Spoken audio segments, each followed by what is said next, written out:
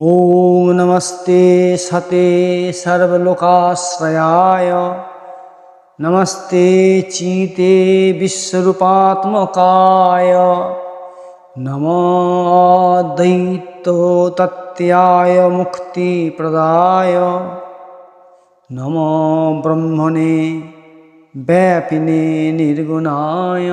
वेदांत प्रवचन मर्मानुवाद।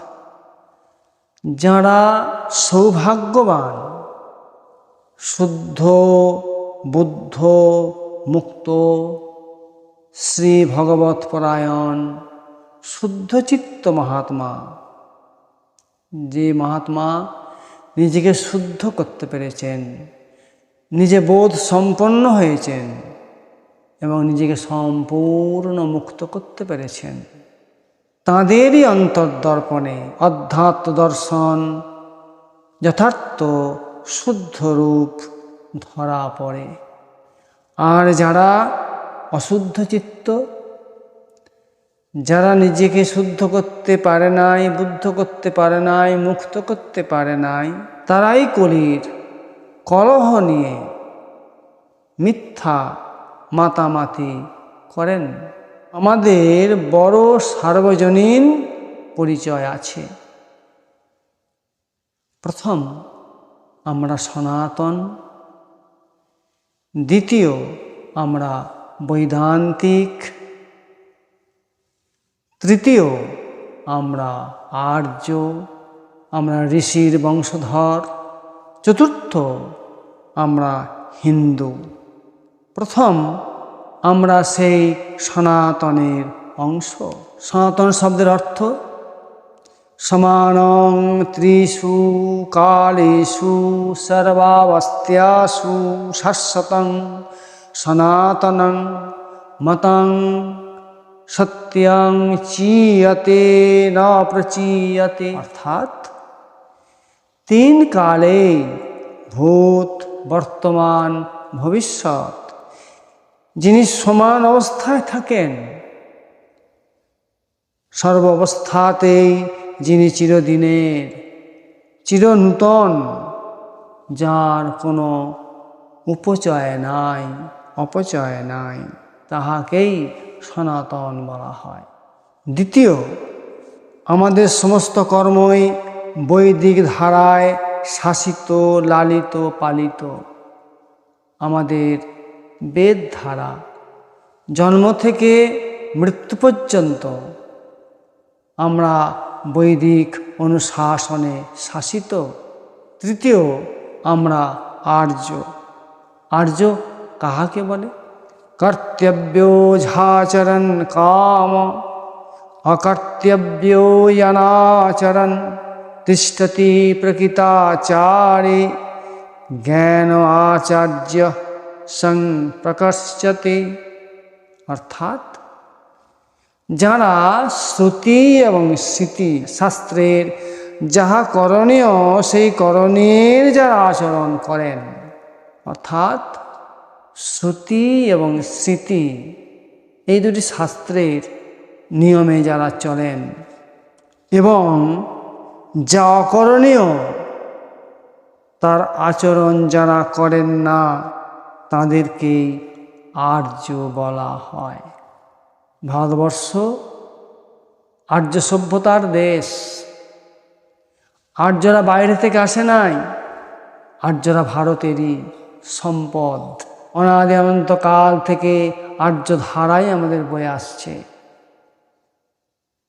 আমরা সবাই আর্য ধারা, আমরা ঋষির বংশধর। ঋষি কাকে বলা হয়? দ্রষ্টা ঋষয় ঋষি, যিনি সমগ্র তত্ত্ব দর্শন করছেন বা করেছেন। সমস্ত ঈশ্বরীয় তত্ত্ব, সমস্ত ভৌতিক, দৈবিক, আধ্যাত্মিক তত্ত্ব, এই তিনটে তত্ত্বই যিনি দর্শন করেছেন তাকে বলা হয় ঋষি। আমরা সবাই ঋষির বংশধর।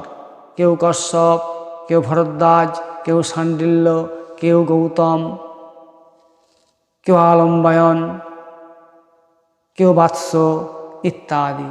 আমরা সবাই ঋষি ধারা। তাদেরই বংশধর। তাই আমরা আর্য।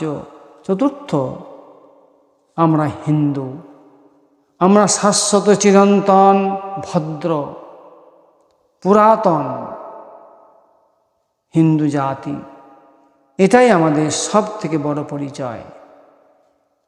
হিন্দু কাকে বলা হয়? হিন্দ শব্দ থেকে হিন্দু কথাটা এসেছে। হিন্দ হিন্দ শব্দের অর্থই হচ্ছে শাশ্বত, চিরন্তন, অর্থাৎ অনাদি অনন্তকাল ধরে যেটি আসছে তাকে বলা হয় শাশ্বত এবং সবসময় চিরন্তন যে জাতি তাকে বলা হয় হিন্দু। আমরা শাশ্বত, চিরন্তন, ভদ্র, পুরাতন হিন্দু জাতি। এটাই আমাদের সব থেকে বড় পরিচয়। আমরা আমাদের ঋষি নির্দিষ্ট সঠিক পথকে ভুলতে বসেছি। তাই বেদান্ত বলছেন, যে বলবান সেই পরমাত্মা শ্রী ভগবানকে লাভ করেন, যে বলহীন পরমাত্মা শ্রী ভগবান লাভ থেকে বঞ্চিত হন। যিনি শাস্ত্র নির্দিষ্ট প্রণালী ধারায় চলেন তিনি বলবান, অর্থাৎ পরমাত্মা লাভের যোগ্যতা লাভ করেন। আর যিনি শাস্ত্র নির্দিষ্ট প্রণালী ধারায় না চলে নিজের ইচ্ছামতো চলেন তিনি বলহীন, অর্থাৎ যোগ্যতা হারান। শ্রীমদ্ ভগবদ্গীতায় 16 অধ্যায়ের 23 নম্বর শ্লোকে শ্রী ভগবান বলছেন, যঃ শাস্ত্র বিধিমুৎসৃজ্য বর্ততে কামকারতঃ ন স সিদ্ধিমবাপ্নোতি ন সুখং নঃ পরাং গতিম। ভগবান বললেন, যে ব্যক্তি শাস্ত্র বিধি ত্যাগ করে স্বেচ্ছাচারী হয়ে খুশি মতো আচরণ করে সে সিদ্ধি লাভ করে না, মোক্ষ লাভ করে না এবং মোক্ষ লাভের যে সুখ শান্তি প্রাপ্ত হয় না। পরের শ্লোকে ভগবান আবার বললেন 16 অধ্যায়ের 24 নম্বর শ্লোকে, তস্মাচ্ছাত্রিয়ং প্রমাণন্তে কার্যকার্যৌ ব্যবস্থিতৌ জ্ঞাত্বা শাস্ত্রবিধানক্ত্যং কর্ম কর্তুমিহার্হসি। ভগবান বললেন, কর্তব্য অকর্তব্য অর্থাৎ কোনটা করবে এবং কোনটা করবে না এই নির্ধারণে, এই বিচারে তোমার নিকট শাস্ত্রই প্রমাণ। অতএব কর্তব্য অকর্তব্য নির্ধারণে, বিচারে তোমার শাস্ত্রবিধি জেনে তোমার কর্ম করা উচিত। আমরা কোনটা করব কোনটা করব না শাস্ত্র দেখে আমাদের করতে হবে।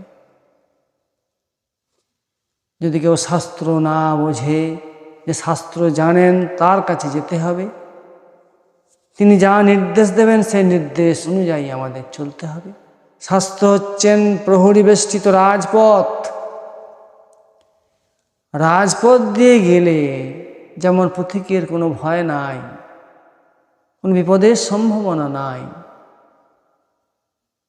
তাই শাস্ত্র হচ্ছে প্রহরী বেষ্টিত রাজপথ। উপাসনার অর্থ সমীপে অবস্থান, এটাই উপাসনা, রূপ বলের সঞ্চয়। যারা এই বল সামর্থ্য রহিত তারা শ্রী পরম পুরুষ পরমাত্মাকে লাভ করে না। এইভাবে কর্তব্য ত্যাগরূপ তপশূন্য ভক্তের দ্বারাও লভ্য নন। যে বুদ্ধিমান ভক্ত পূর্বোক্ত উপায়ে প্রযত্ন করেন, অর্থাৎ প্রমাদ রহিত হয়ে উৎকট অভিলাষের সাথে নিরন্তর পরমেশ্বরের উপাসনা করেন, তাঁর আত্মা পরব্রহ্ম পরমাত্মা শ্রী ভগবানের শরণে প্রবিষ্ট হন, ঢুকে যান এবং বিশুদ্ধান্তঃকরণ ঋষিগণ সর্বতভাবে আসক্তি রহিত হয়ে উক্ত প্রকারে এই পরব্রহ্ম পরমাত্মাকে লাভ করে শুদ্ধ জ্ঞান প্রাপ্ত হয়েছেন। তাঁরা পূর্ণ কাম হয়েছেন, অর্থাৎ সমস্ত কামনা বাসনার উপরে উঠেছেন। সমগ্র কামনা বাসনাকে ত্যাগ করে তারা পূর্ণ কাম হয়েছেন। শ্রী পরমাত্মা ভগবানের সঙ্গে নিজেকে যুক্তকারী ওই জ্ঞানীগণ সর্বদিকে পরমাত্মা ভগবানকে লাভ করে সর্বব্যাপী পরমাত্মাতেই প্রবিষ্ট হয়ে যান। এই ঋষি ধারায় ভাবিত হয়ে তপস্যার দ্বারা, শাস্ত্র জ্ঞান দ্বারা, সকল কর্মফল কর্মাসক্তির ত্যাগরূপ যোগ দ্বারা যাদের অন্তঃকরণ সর্বভাবে বিশুদ্ধ, সেই সকল প্রযত্নশীল ভক্ত মৃত্যুকালে শরীর ত্যাগ করে সে পরব্রহ্মের পরম ধামে গমন করেন। তপস্যার দ্বারা, তপস্যার্থে স্বধর্মের আচরণ দ্বারাই ইন্দ্রিয়গুলিকে সংযত করে অর্থাৎ শুদ্ধ করাকে তপস্যা বলা হয়।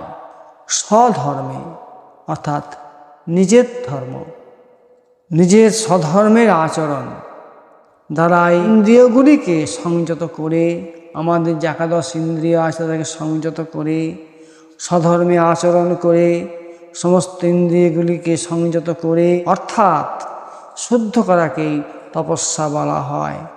সেই ব্যক্তিকেই তাপস বলা হয়। সেই তাপস শুদ্ধ ভক্ত পরমামৃত স্বরূপ হয়ে জগৎ সংসারের উপরে উঠে সমস্ত প্রকার বন্ধন মুক্ত হয়ে বিচরণ করেন এবং চিরশান্তি লাভ করেন।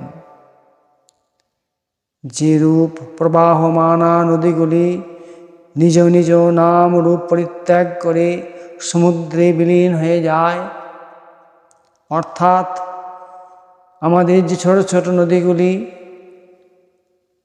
নিজ নিজ নাম রূপ ধরে আছে, সেই সব নদীগুলি সমস্ত সমুদ্রের দিকেই ধাবিত হচ্ছে, সমুদ্রেতেই গিয়ে মিশে যাচ্ছে, বিলীন হয়ে যাচ্ছে।